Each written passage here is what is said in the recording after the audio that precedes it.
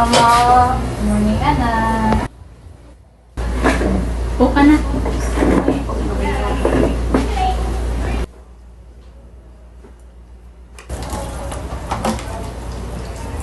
Anak, tapusin mo ng pagkain mo ha. Malilate ka na.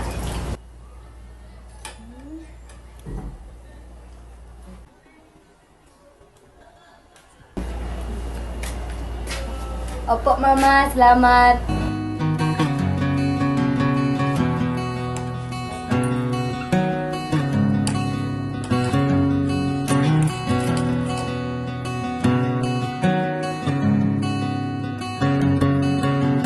Anak, huwag mong kalimutan suotin ng hearing aid mo ha.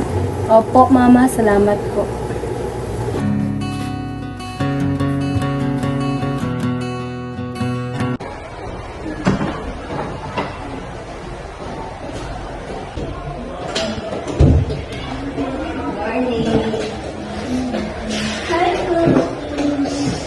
Magandang umaga, mga bata! Magandang umaga, Teacher Ana! Bago tayo magsimula sa ating talakay ngayong araw, siguraduhin muna natin handa na ang lahat. Pwede mo bang ilagay ang iyong hearing aid, Maria, kung ito ay dala mo ngayon? Opo, teacher. Suot ko na po. I'll give you a lesson handouts later para kung may mga hindi ka marinig ay pwede mo itong basahin at guided ka. Okay ba yun sa iyo? Opo, teacher. Salamat po. Ngayon, sino ang gusto mong unang magbahagi? Okay, simulan natin kay Lizel. Teacher, ang paborito ko pong hayop ay pusa. Magaling, Lizel! Ma'am, ang paborito kong hayop ay ibon.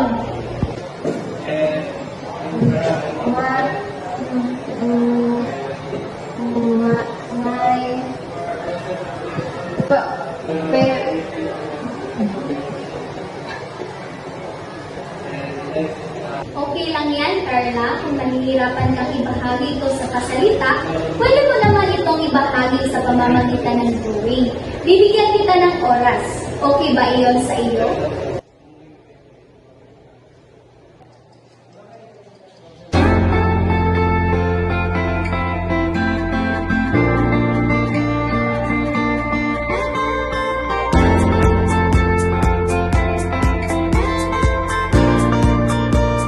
Handa ka na bang ibahagi ang iyong drawing, Carla?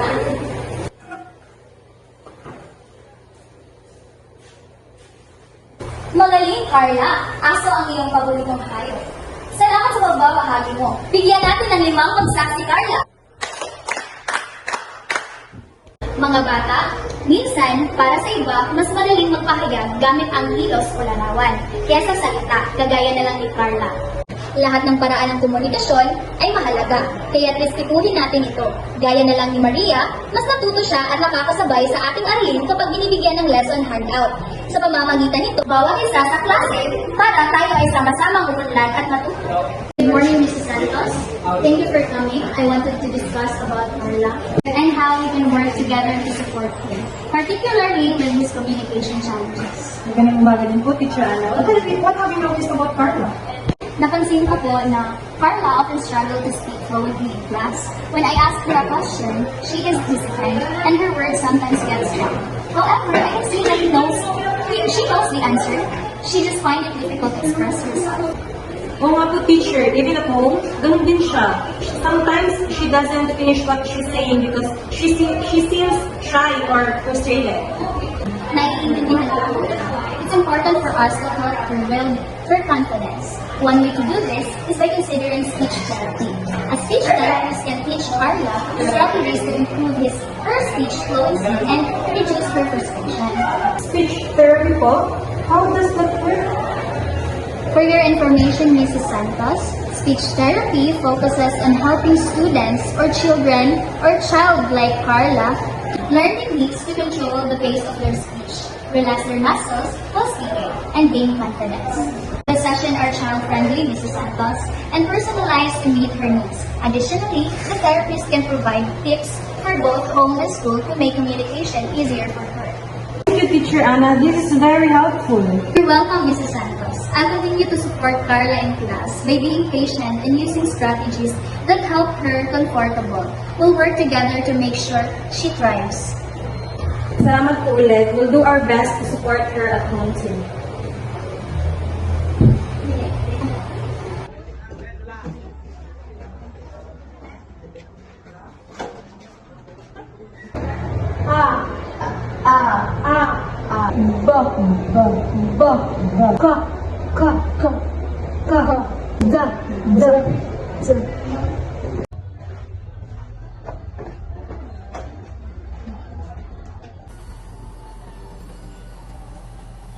Carla!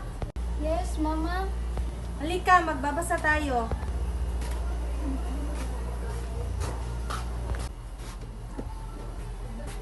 Remember, no rush. Just take it one word at a time. You read this one. Remember, slowly but clearly.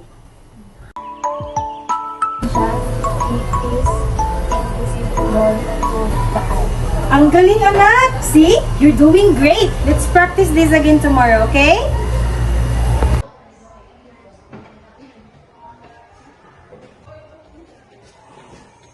Kumusta na po siya, Teacher Ana?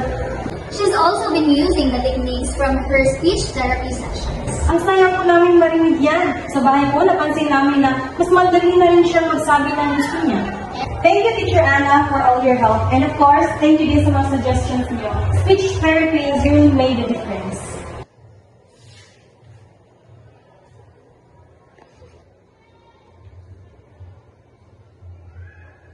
Good morning, everyone. Today, I want to share my favorite story. It's about a fox and a boy who teach us about how to see what is really important.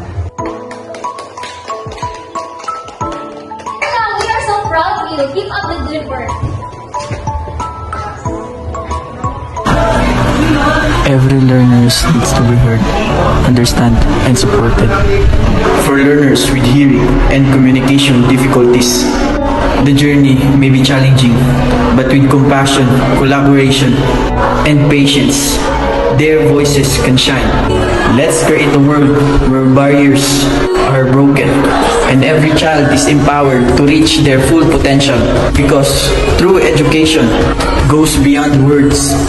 It listens, adapt their unique story.